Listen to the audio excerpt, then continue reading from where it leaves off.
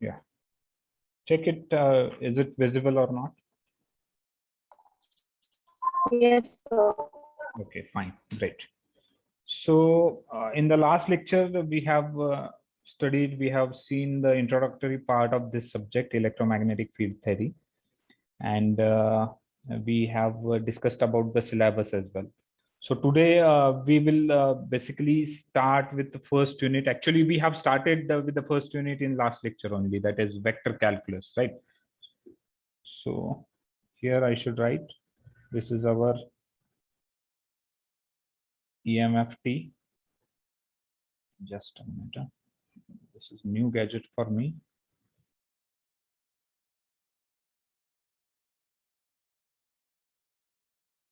EMFT lecture 3, right? And the topic unit name is like vector calculus.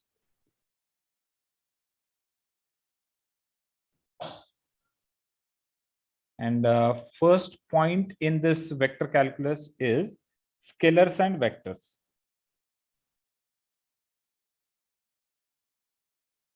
Scalars and vectors, right? So let us understand what are those two terms, and let us understand what are different examples of those quantities, right? So many of you might have heard about those two quantities, scalars and vectors, maybe in the 10th or let's say in the 12th, if you have done. Otherwise, maybe during your diploma, you might have seen those two terms. So can anyone tell what is scalar? See, the scalar quantity is the quantity which is having a magnitude only. To specify any scalar quantity, magnitude is sufficient. So it has a quantity whose value may be represented by a single positive or negative real number, right? I hope you understand what I mean. Scalar quantity is defined with respect to magnitude only. So any value between minus infinity to 0 and 0 to plus infinity is sufficient to give complete knowledge of a scalar quantity, right? So here I should write, when I say this is a scalar, it will have magnitude only.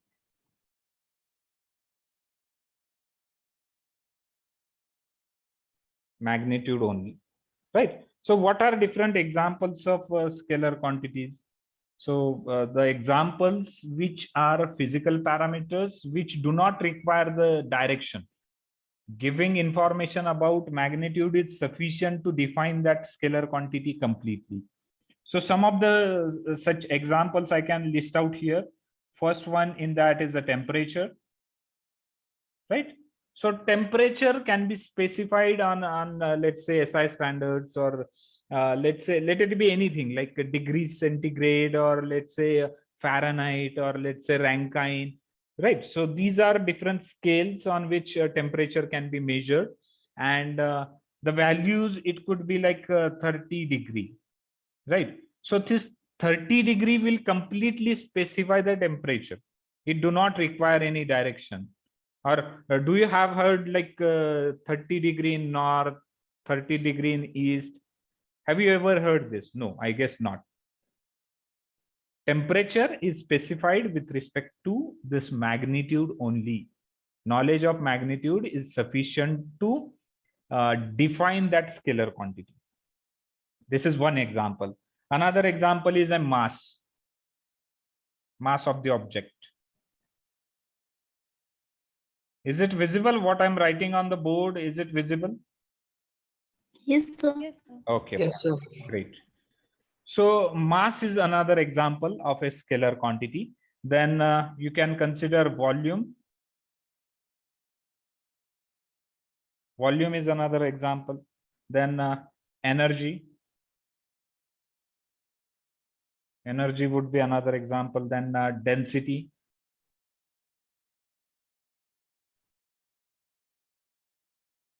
Then pressure.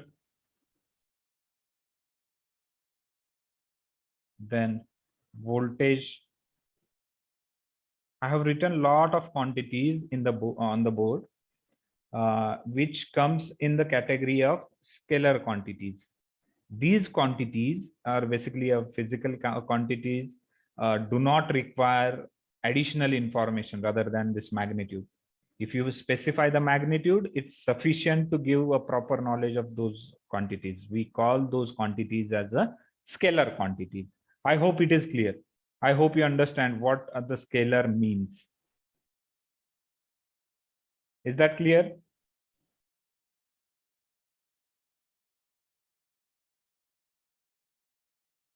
Okay, fine. No response.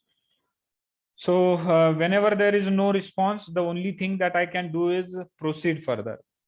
So let me proceed further with vector quantity. So whenever I say a vector quantity, it is specified with respect to magnitude and direction. So whenever you are specifying a vector quantity, giving knowledge of magnitude is not sufficient. You have to specify the direction, in which direction it is. Then only the knowledge of that quantity can be given sufficiently, right? So to specify vectors, we have to specify magnitude and direction. So the quantity which is specified with respect to magnitude and direction, that quantity is called as a vector quantity. Right, so quantity, this vector quantity has both magnitude and direction in the space, right? So vector may be defined in n-dimensional space. Some of the examples I can list out here for vector quantity. These examples are like velocity,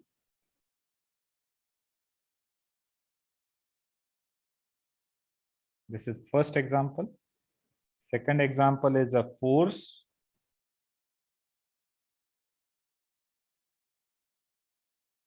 Third example is, let's say, acceleration.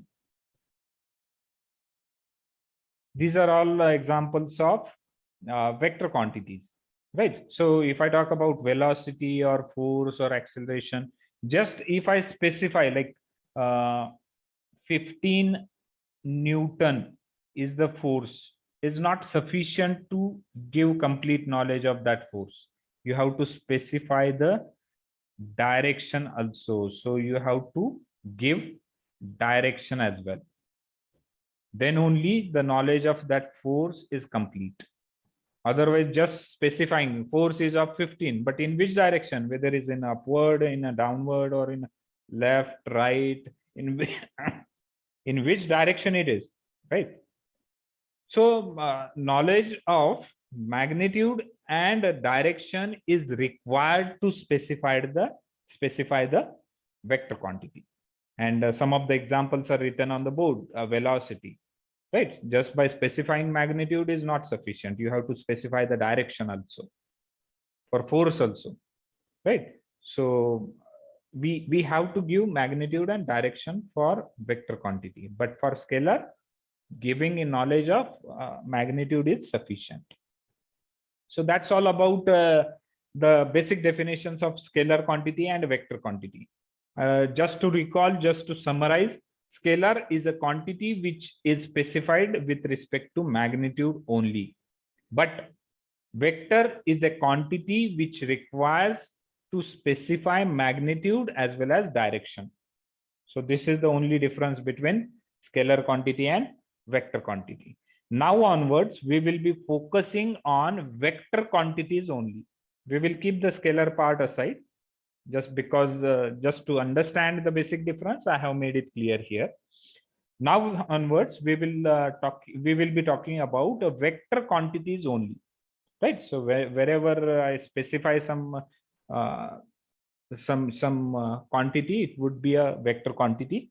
As and when required, I will specify it is a scalar.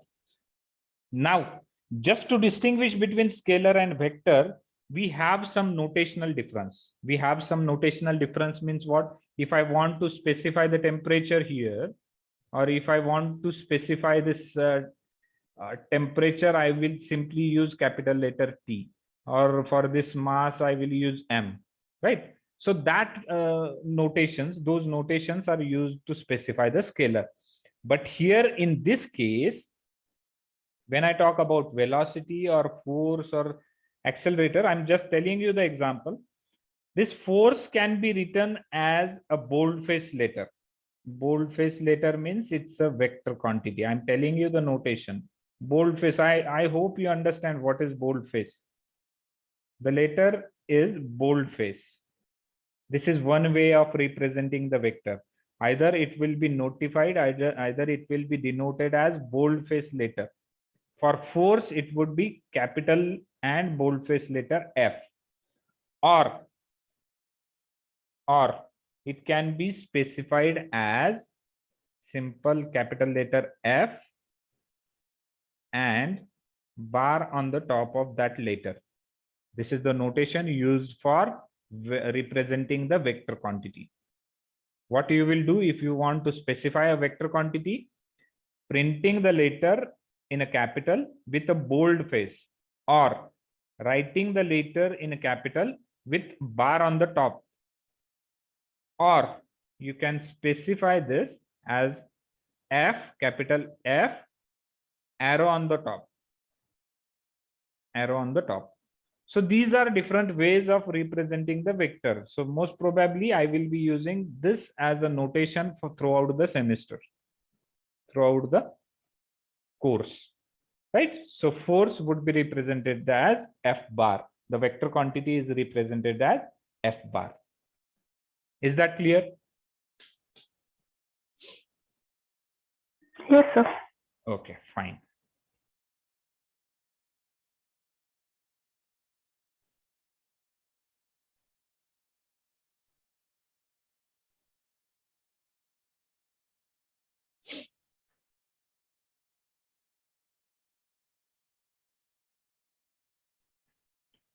Now, next, suppose we are having 2 points in the space. So for that, I can take an example of, let's say point A is present over here. This is say point A. And let's say we are having another point called as point B, right? So this point A, let us assume this would be a start of, that vector, and this is the end of that vector. So in that case, the vector can be drawn in this fashion. So this is your vector. So it will have arrow at the end side. At the end point, it will have the arrow, right? So this vector is represented in a space, and it is denoted as A, B bar on the top. That represents vector AB bar. I will denote it as a AB bar, right? So this is the start of vector. This is the end of the vector. And in that case, point A and point B is specified. That means I can say, I can represent that vector as a vector AB bar, right? So this is one thing. Next thing is, suppose I want to define the coordinates for this particular vector. So in that case, I can specify X, Y, Z coordinates. So I hope you have heard somewhere previously like rectangular coordinate system. For a while, I will be using a rectangular coordinate system in which any point can be represented with respect to X, Y, Z coordinates. Afterwards, when we discuss the coordinate system, you will come to know all the coordinate systems like rectangular coordinate system, spherical coordinate system, and cylindrical coordinate system. You will identify the difference between them. But for a while, let us represent those two points with respect to X, Y, Z coordinates. So let's say, let's assume this is point 1. That's why I can specify it as x1, comma y1, comma z1 is the coordinates of point A. These are the coordinates of point A. And let us assume coordinates of point B are like x2, comma y2, comma z2. These are the coordinates of point B, right? So in that way, you can define the coordinates for those particular points. Now I'm moving towards representing a vector. I'm moving towards representing a specific vector, right? So for a vector, I have a definition. I'm writing a definition of vector. Vector, any vector quantity, it is equal to, it's just a multiplication of magnitude or length. It's a magnitude or, just a minute, it's a magnitude or length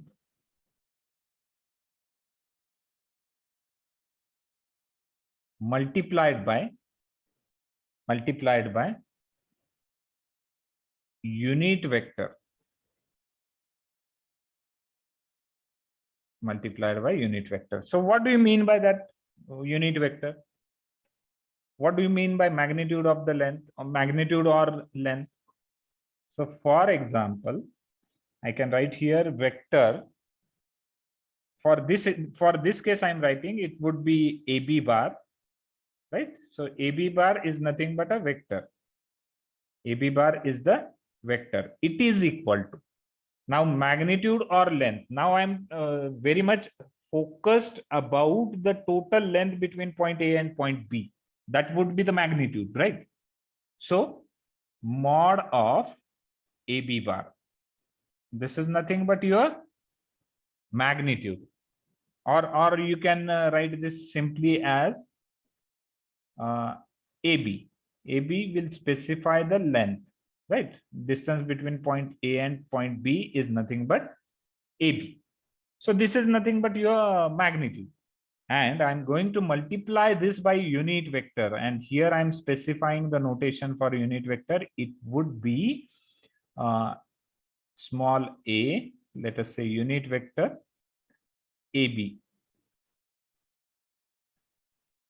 Unit vector A bar AB, right? So what is this? This is basically a direction. This is nothing but your direction. Unit vector represents the direction, and this magnitude or this length represents the magnitude. Is that clear? So vector is represented by the magnitude and the direction, right? So this is the definition of vector, magnitude into unit vector, right? So where is exactly this unit vector? So if I talk about this vector, the vector in this direction, vector in a given direction is nothing but unit vector if its value, if its magnitude is equal to 1. So unit vector is always having magnitude equal to 1. Is that clear? In simple words, whatever direction of AB bar is there, the same direction is represented by A bar AB. Same direction is represented by this A bar AB, that is unit vector in that direction. So I hope it is clear. Now I'm proceeding to find out the vector. If the vector is represented as AB bar, which is shown on the left hand side, how I can find out the vector? So I want everyone to listen carefully. How you can find out the vector? So I have one readily defined formula, AB bar. AB bar is the vector. It is equal to, vector AB bar is equal to, I'm going to subtract the coordinates now. So I want every one of you to be attentive. What I'm doing, just observe. I'm doing subtraction of the coordinates, but here you have to subtract starting coordinate from end coordinate. So it will be with respect to x, y, and z. So always you have to identify this difference. X2, just a minute.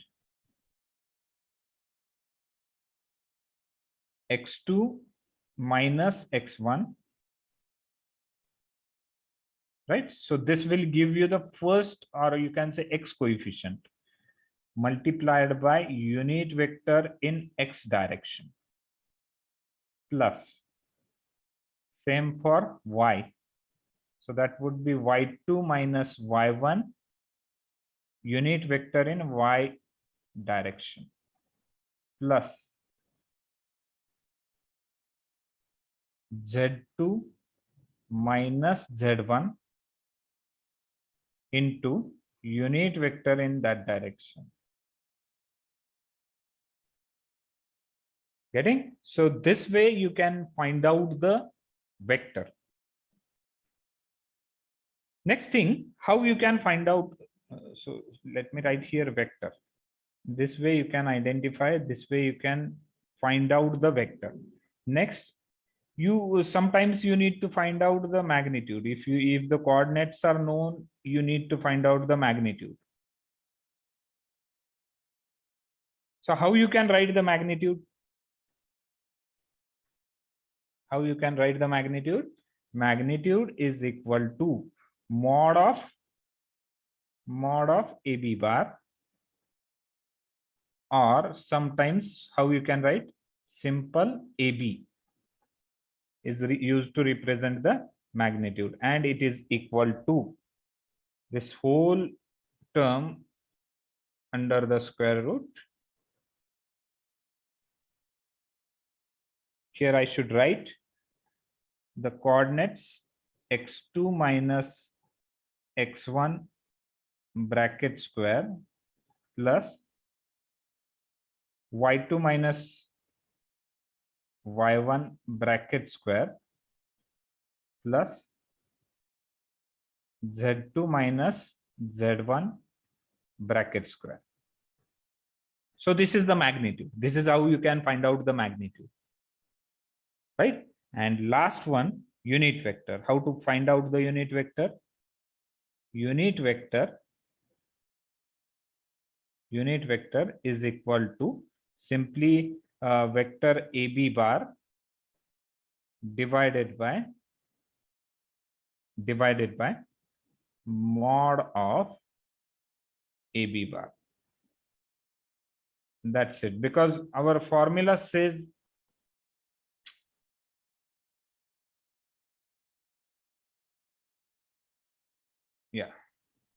so because our formula itself says that it is equal to unit vector is equal to vector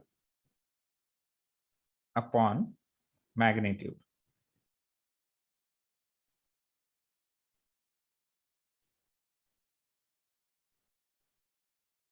Right? So I have written all the definitions on the board. I have said here what is vector, what is magnitude, and what is the unit vector. So I hope parallelly you might have taken a note of it. Let me tell you the thing. Whenever I write something on the board, you have to get it copied into your notebook. As I said, I'm not going to dictate anything. You have to rely on the things which I wrote on the board, and for that you have to take a note of it, right? So the formula is given. Now I'm going to give you the example. You have to solve it. You have to solve it.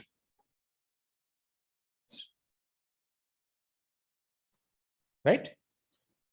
So it's good to go with one of the example. Find the vector. I'm giving you the example. Find the vector PQ, the vector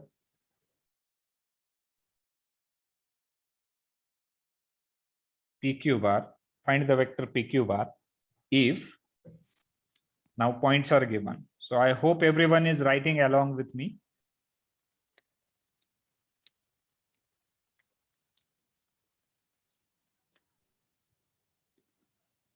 If P is given, P is equal to 2, 1, 3. 2, 1, 3, and Q is equal to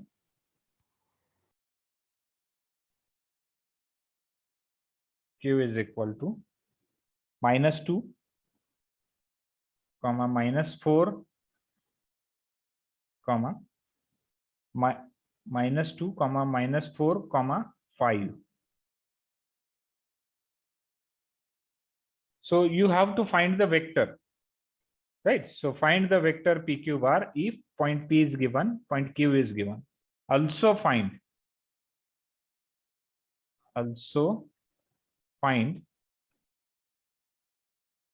A bar PQ. What do you mean by A bar PQ? A bar PQ is nothing but your unit vector. A bar PQ is unit vector. So what they are asking is to find the vector and to find the unit vector. So in previous slide only we have studied, we have seen the formula to find out the vector and to find out the unit vector. So let me just draw the things. This is point P, this is point Q, right? And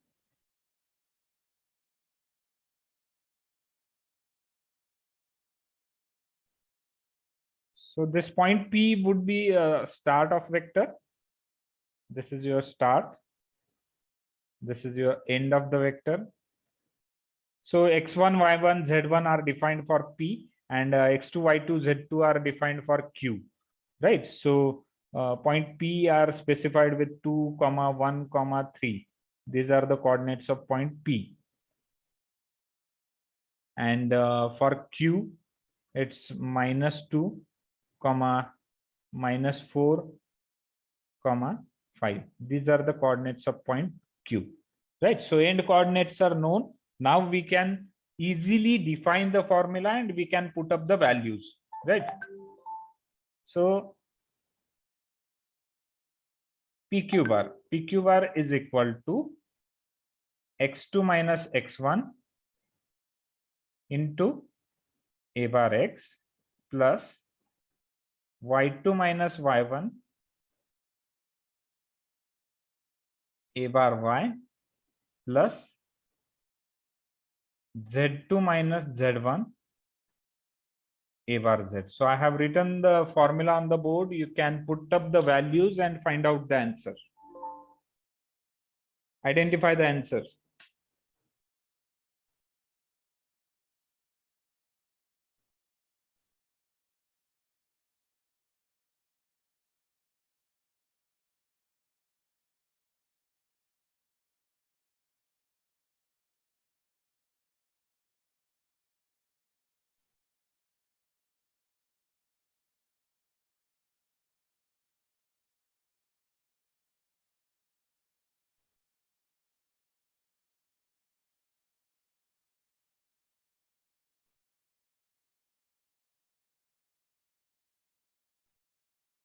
Yes, somebody has written answer minus A bar x minus 5 A bar y plus 2 A bar z. Correct, absolutely correct. Pratibha, it's correct.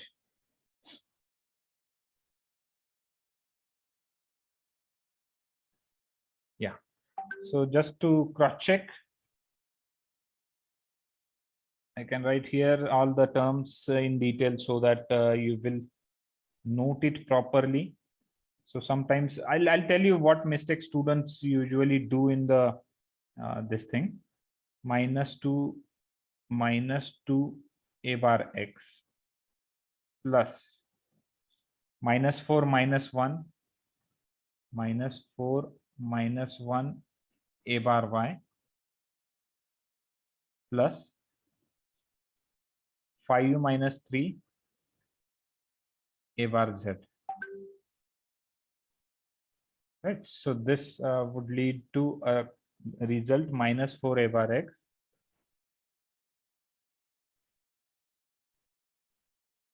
-5 A bar y plus 2 A bar z. Right, so now let me tell you the point where students make a mistake. See, I told you very basic things we are going to study in the first unit.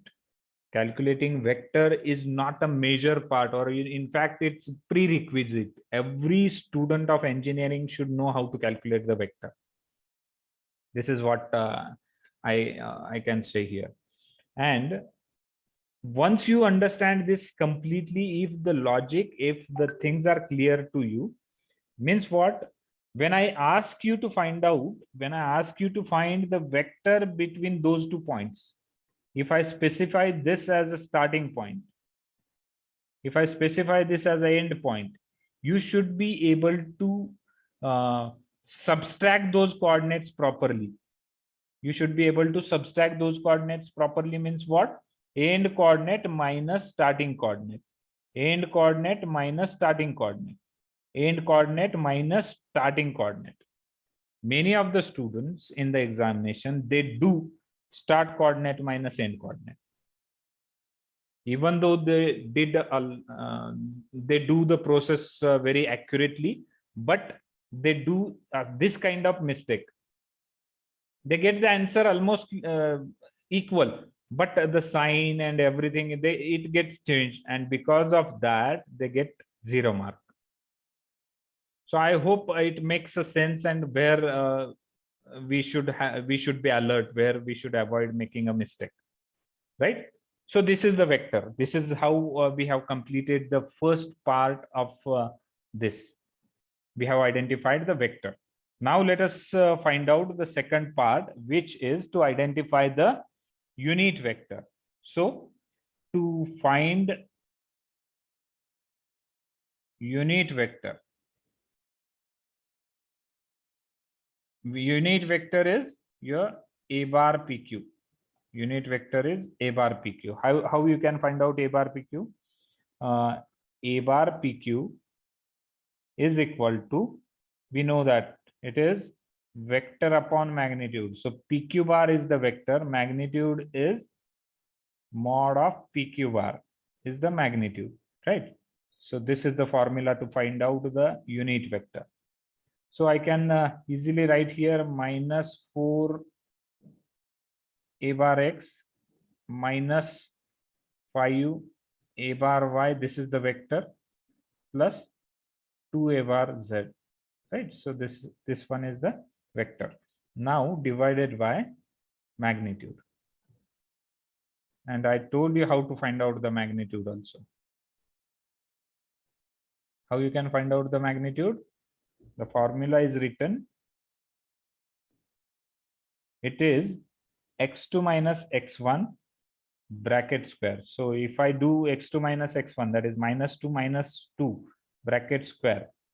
So you can see here minus 4 bracket square plus into bracket minus 5 bracket square plus 2 into bracket plus 2 raised to 2, right? So this is the formula to find out the unit vector. So can someone answer this? So it would be, the vector will be as it is, minus 4 a bar x minus 5 a bar y plus 2 a bar z divided by, answer is 45 if you have calculated. This is the answer. Are you getting the same?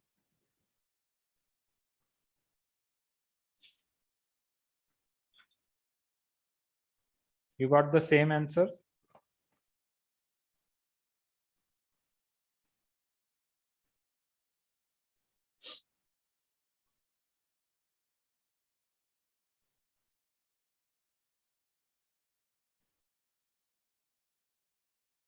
Right?